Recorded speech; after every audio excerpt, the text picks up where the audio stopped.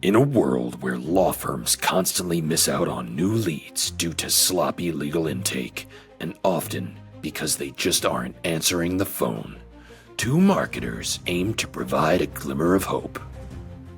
I thought we agreed we weren't going to do the announcer thing. Thank God, because that hurts my throat. You do the intro. Gladly. I'm Tony Prieto, and this is my colleague Nick Werker. Believe it or not, we're marketing professionals. Well, I think you're the professional, but we are true experts when it comes to all matters legal intake. For over a decade, our company, Answering Legal, has helped ensure that growing law firms never miss out on connecting with new leads. And now we're ready to share our trade secrets and help make the legal world a better place.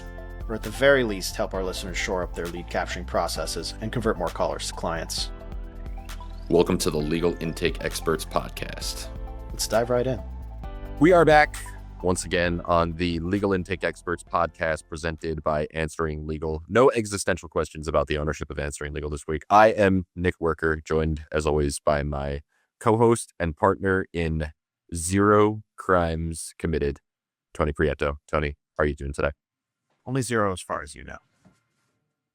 Well, I could have been a partner and unknowingly been a partner. I've framed you for many crimes. Okay, cool. I am not guilty of any crimes you are. Well, as long as I don't know about them, do I have plausible deniability? You do. I like it. How you doing? I'm all right. Ready to be back in the saddle. This is always a pleasure of working with you, Nick, is the podcast. So it is fun. We do talk probably too much. And it is funny to record it for the world to see. And I am overly caffeinated. I tried to not be caffeinated as much, but I am back on energy drinks. I'm not going to tell you which ones because they're really unhealthy, but you might see me take a sip. Maybe we'll blur it out like my famous Kawhi Leonard thing. But it's crazy to think we're actually 14 episodes in. And as the series continues, we're digging deeper into different parts of the lead capture experience. And now producer Joe, I feel like Elvis Duran in the morning show, producer Joe has left us a question to answer that he says will help us launch into today's topic. So here it is. When you send someone a text or an email and they don't respond, what is the appropriate amount of time to wait before following up? in your personal life, this is obviously in personal. Let's take professionally speaking first. I would say 2 days or a weekend.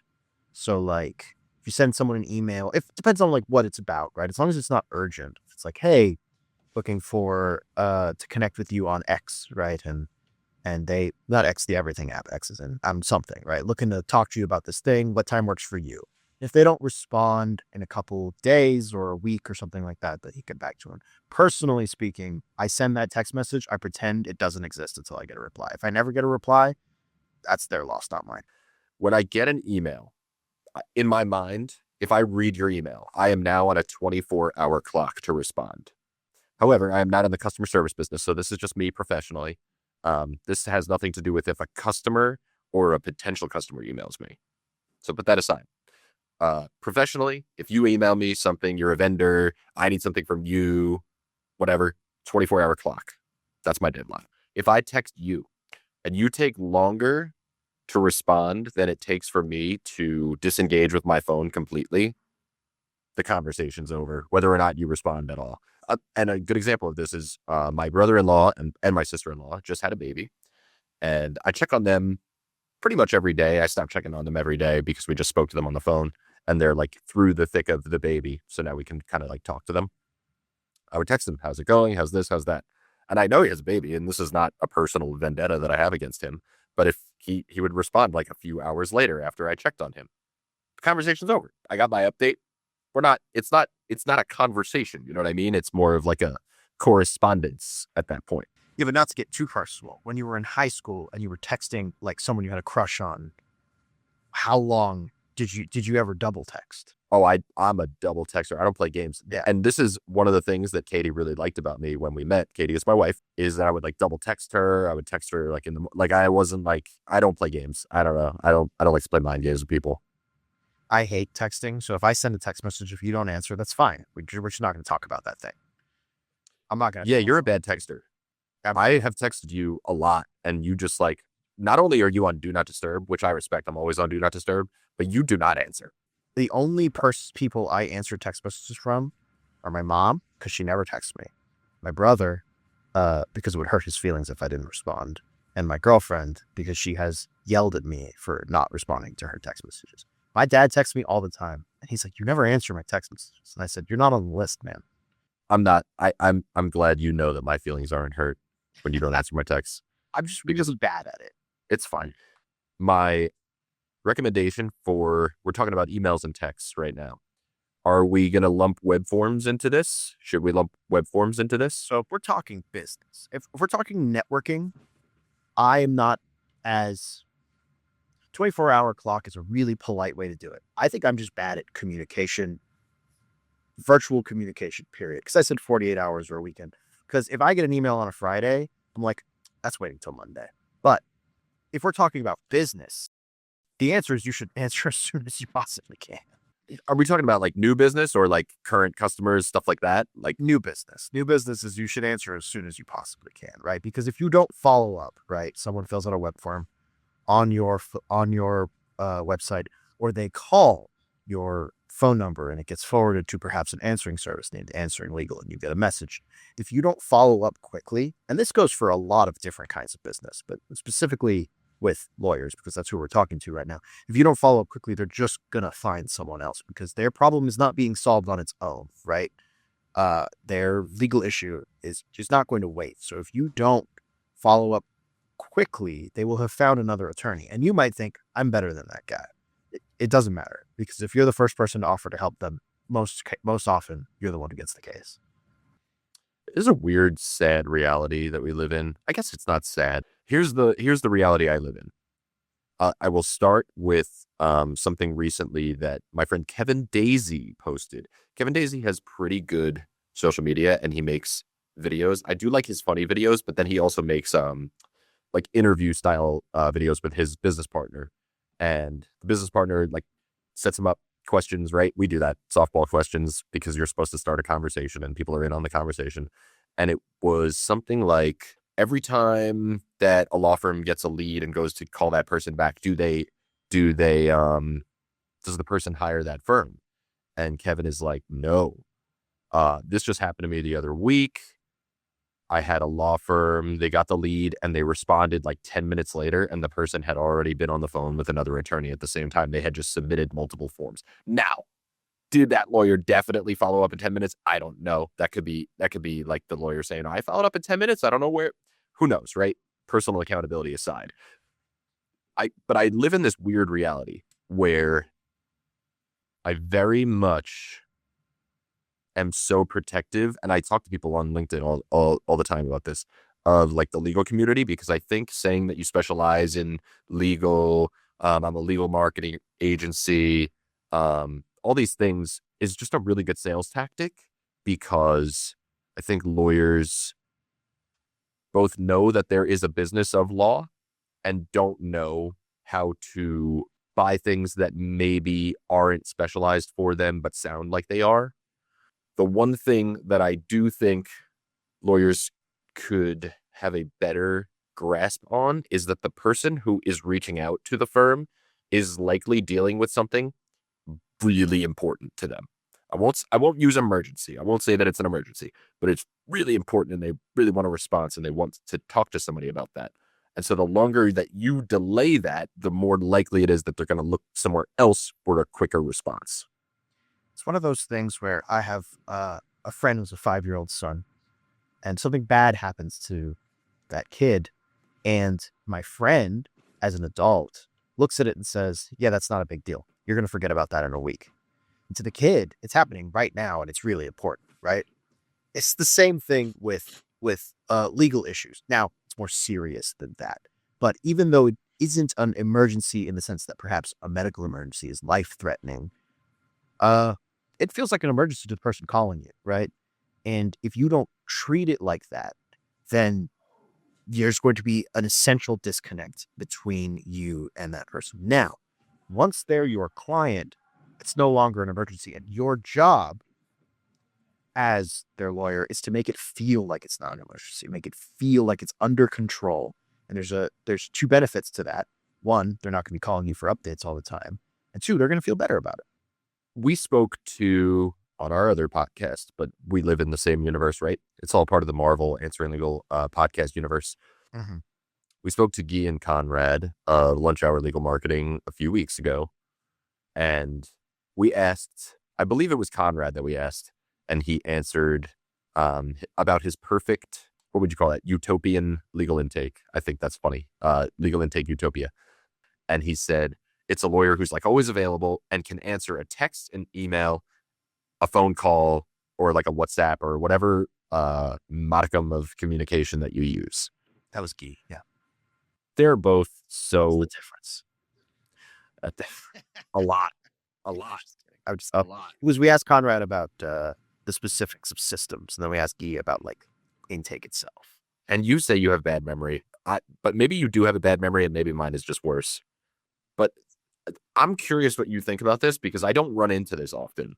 Is how do you enable text messaging as a form of like client communication? And I want to ask you this, and then I have an example of somebody who I know does this well, but it's not a law firm. Yeah. Well, that's the thing, is that law firms, I've in like writing blogs for the website, look a lot into like Clio's legal trends report, and they do frequent reporting on preferred communication methods by clients and how lawyers either provide that or feel about that level of communication. The number one way that if someone's going to reach out to you is by phone call the first time. But then afterwards, clients actually prefer text communication because it feels instantaneous. The problem is you don't want them to be texting your phone, your personal phone, and then you have to respond to that. There are, I believe, CRMs and stuff that can send text messages. And so like you would hook up a phone number to that, people text that phone number, and then you can have a conversation with them. The beauty of it is that you don't have to use your phone. You can respond on your desktop, and then it's there, or on an app or whatever, right? But it lives on the computer screen so that you have a nice, safe boundary between it and you. But that is, I would say, in that research, lawyers hated that option, hated text messaging because it feels too personal, right? You text your wife, you text your friends. Texting your clients it can be this like barrier, but your clients don't see it that way because it feels like an instantaneous response, right? Because when you text someone else, when you text someone whose name isn't Tony Prieto, you expect a response pretty quickly. And so that's part of what the expectation is. Now, like you're saying, there are other businesses that do this. A lot of service businesses, like if you have plumbers, right, they'll have a CRM that will say, hey, I'm coming to do this work. Or if you have a pest control company, hey, I'm Austin from this pest control company. I'm texting you to let you know I'm coming for your monthly checkup or whatever it is. That's much more common in other forms of service business. And that's part of why clients expect that, because at the end of the day, a law firm is a legal services business. I do see texting done really successfully. And I do think it's what you're saying is that it's like, once I allow my clients to text me, then they're going to text me. But there are solutions for that. And here's something cool that I learned. I talk about CrossFit a lot, but the guy who owns the CrossFit gym that I go to now, he's a really good business owner. He has systems set up in place. He has like scheduling for all his coaches. Everything about the classes is super streamlined. And when I was a new client, he was texting me.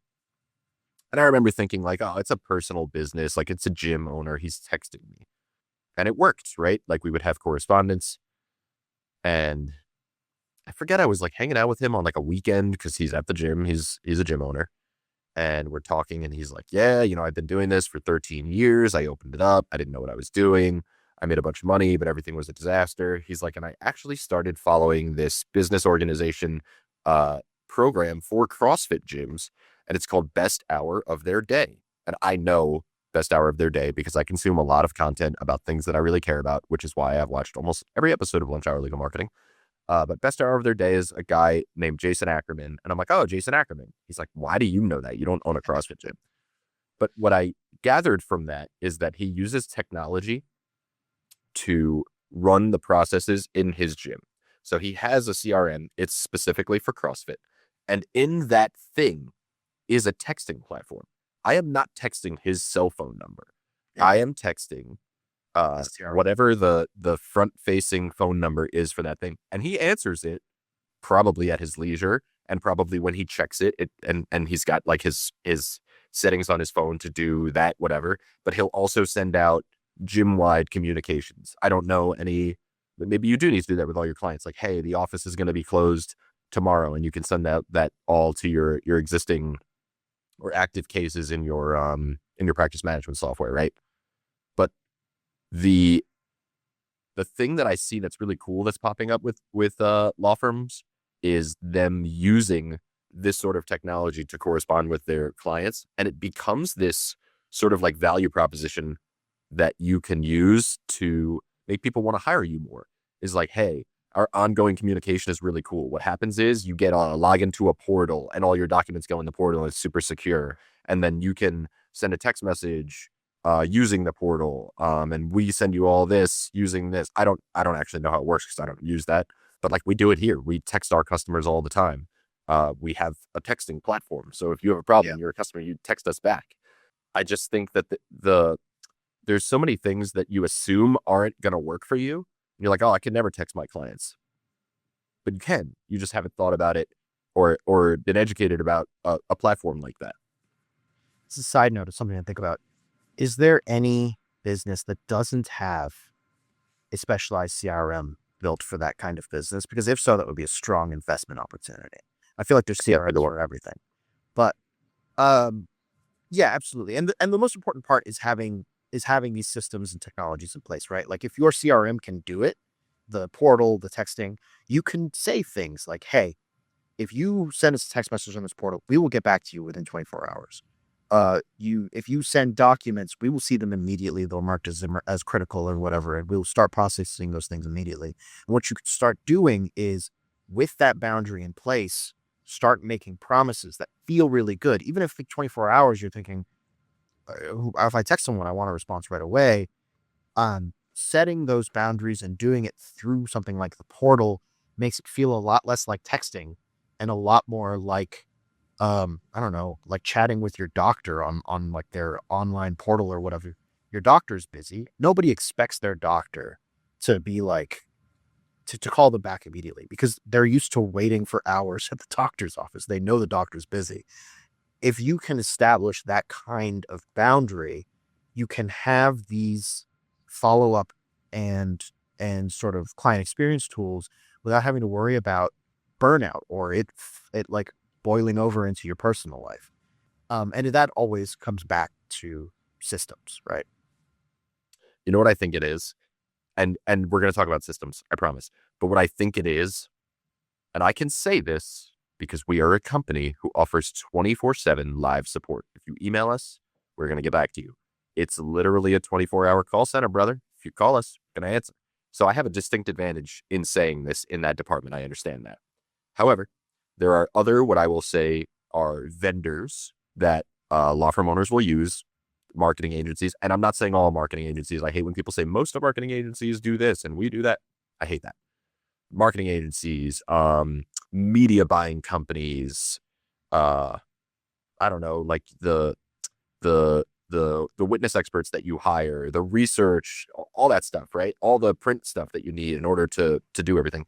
Those vendors don't necessarily set a good example all the time for being super communicative with the law firm owner. And I know this to be true because a lot of law firm owners meet once a month, maybe, with their marketing agency.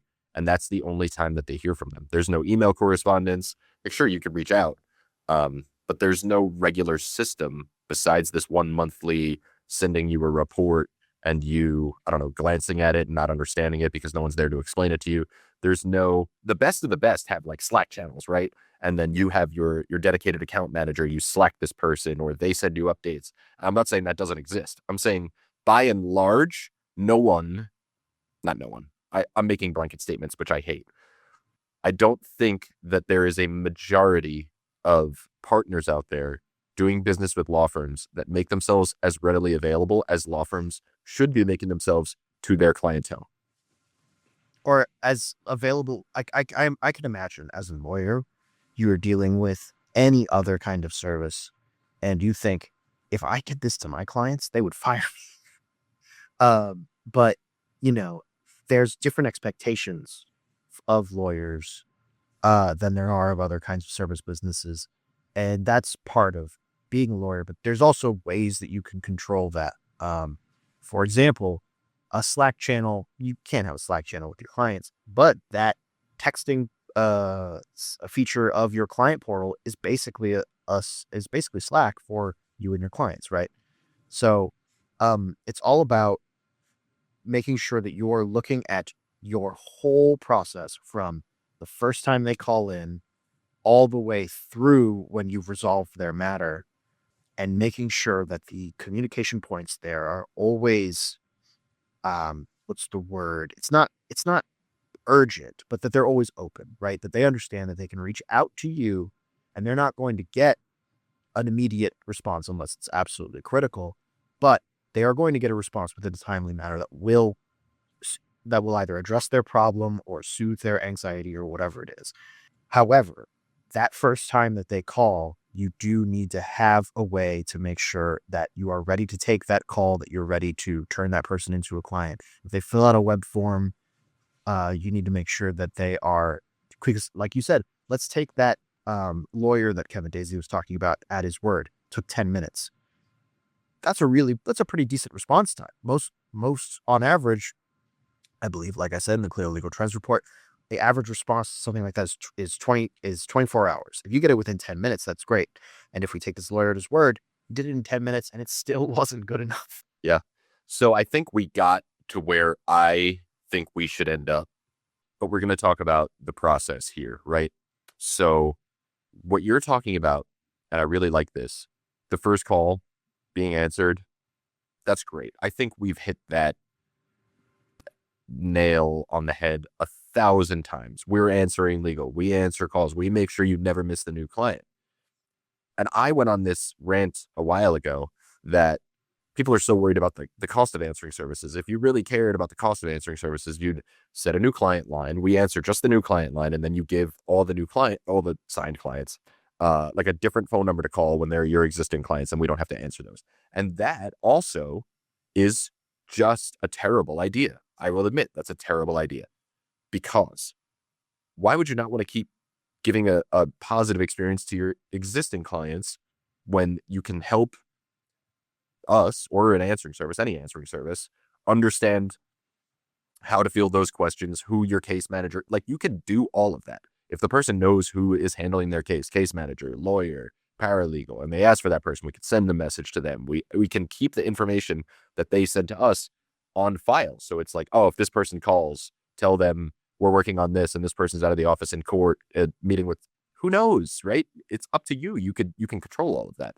But I think in order to do that, you sort of have to map out what you want your clients to experience, and you have to understand from start to finish. You kind of have to go backwards too. Like, what do we have that we can get a client into? What are our resources that can help us get there? And then how can we handle the intake up front and make sure that whole process makes sense to them so we can communicate it to them?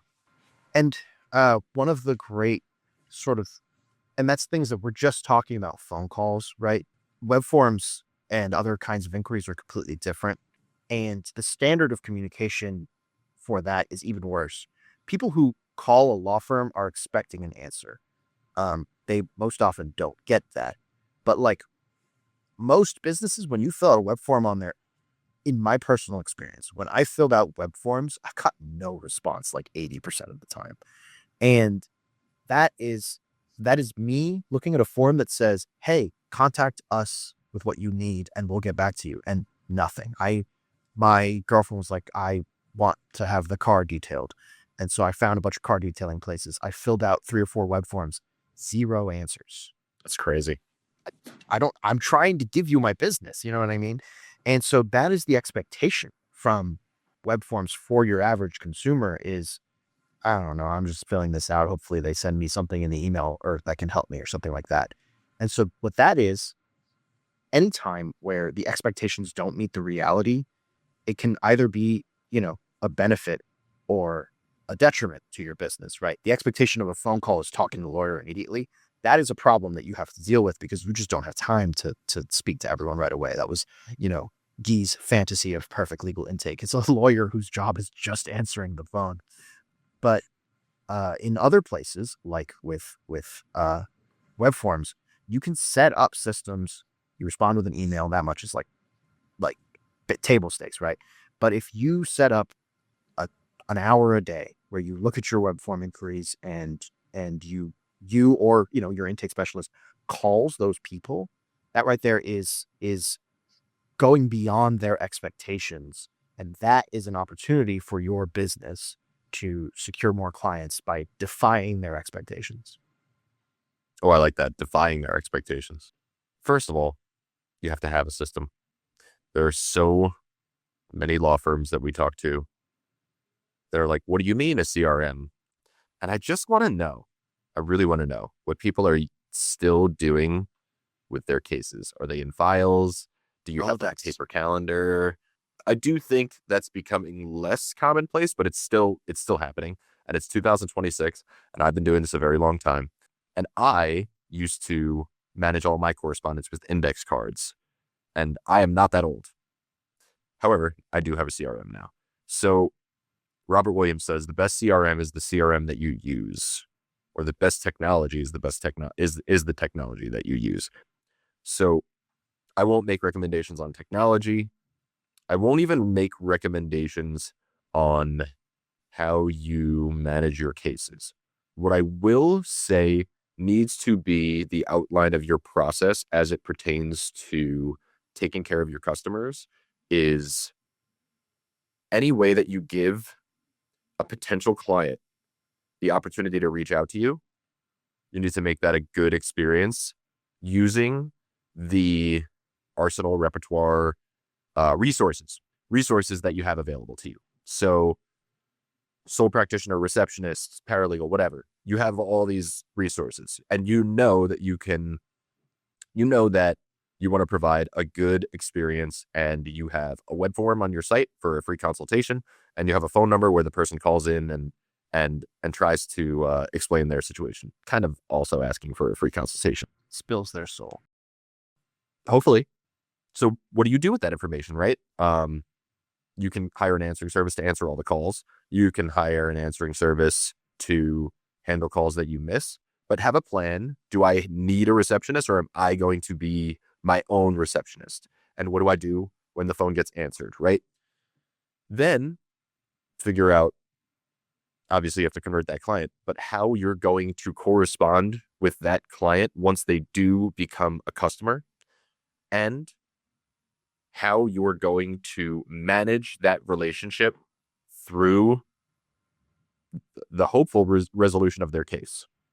And the thing is that the problem is for many of the lawyers we're talking to, there's nobody else to do that work but them, right? Like, if you have paralegal, they can probably qualify cases, but you get calls in.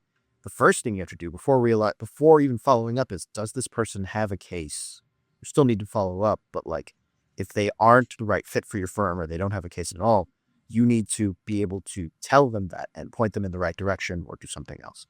But if we're talking technology, the simplest form of technology that you can use to manage this is a whiteboard, because on a whiteboard, you can draw a flow chart. And on that flow chart, you have phone call comes in, you draw a line, and the next line is qualify. Does this person have a case? Yes, but not for us, referral, et cetera, et cetera. And you build that flow chart, and when you look at it, you'll realize how easy it is. Not easy, that's the word. It's difficult to set up, but the actual process of it is pretty simple. And all it is building that process into your day. I always say this, if it doesn't get on the calendar, it's not happening. You can set up, you have to obviously work for your clients, but you also have to work for yourself, for your business. You can set up times that are, to respond to new client inquiries. You can have when someone calls in, if let's say the answering service gets it, you got a little bit of extra time to follow up there. So you're able to say, okay, a call came in this morning. I need to get to it around lunchtime because maybe, they're working. If I call them on their lunch break, they'll be able to speak to me or something like that. It's all about building that flow chart and then finding out where in your day you can fit it in. There's some people who don't like to do that, don't like to schedule their days out as regimentedly like that. There's some people who thrive in chaos. I'm not like that. I don't think that most people do. I smiled very bigly when you talked about a flowchart because I've seen you draw many flowcharts to help you understand how to build HubSpot workflows. And with that, I want to say, I know we referenced Answering Legal a few times during today's episode, so I just want to let our listeners know that they can head to answeringlegal.com to learn more about our virtual receptionist service. There's also a link in the bio of this episode to get started with a 400-minute free trial of our service. Thank you for the plug, Nick. I'd like to thank all of our listeners, and if you'd like to listen to more episodes, you can join us for the next episode of the Legal Intake Experts. All of our episodes can be found on Apple Podcasts, Spotify, and the Answering Legal YouTube channel. We'll see you next time, everyone.